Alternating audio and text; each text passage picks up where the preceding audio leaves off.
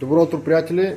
Аз съм Иван Танасов, имам малък магазин за плодове и зеленчуци.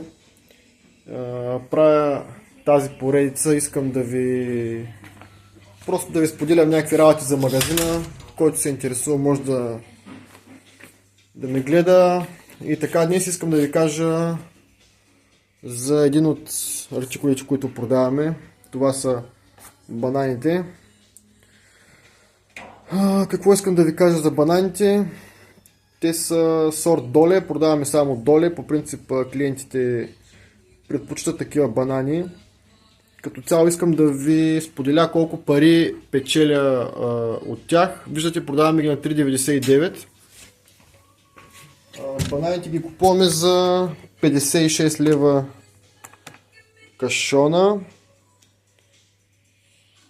които са 18 кг, делено на 18, т.е. ги купуваме на 3 лева килограма.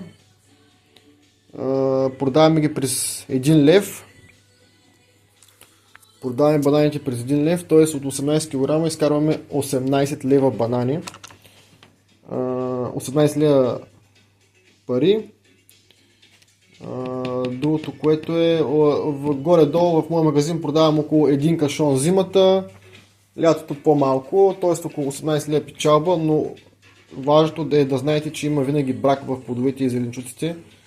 2-3 чепки или винаги се намалят, или се хвърлят, или примерно ги давам на някой, т.е.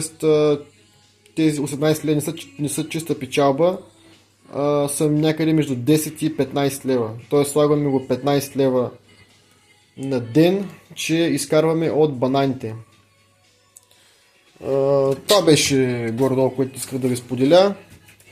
Ако имате някакви въпроси за нещо друго,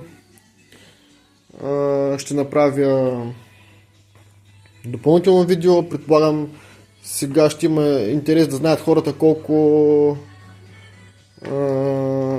пари се изкарат от пипера, на колко пари го купуваме, какво качество пипер има и така нататък. Лек ден ви пожелавам и довиждане!